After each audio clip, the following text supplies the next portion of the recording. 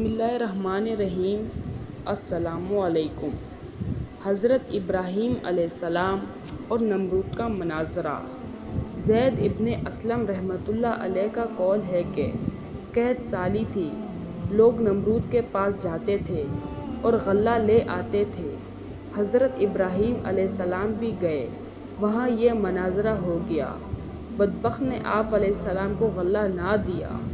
आप खाली हाथ वापस आए।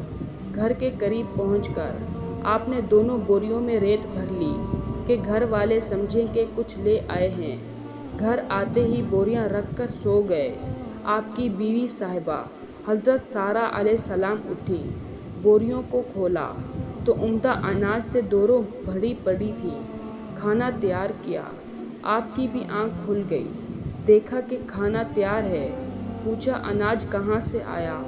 कहा, 2 बोरियां जो आप भर कर लाए थे, इन्हीं से निकला है। आप समझ गए कि ये खुदा ताला की तरफ से बरकत और उसकी रहमत है। इस नागवार बादशाह के पास खुदा ताला ने एक अपना फरिश्ता भेजा। इसने आकर इसे तौहीद की दावत दी, लेकिन इसने कबूल न की। दोबारा दावत दी, लेकिन इसने इनकार किया। तीसरी मर्तबा खुदा की तरफ से बुलाया, लेकिन फिर भी ये मुनकर रहा। इस बार बार के इनकार के बाद फरिश्ते ने इसे कहा, अच्छा तू अपना लश्कर तैयार कर ले, मैं भी अपना लश्कर लेकर आता हूँ।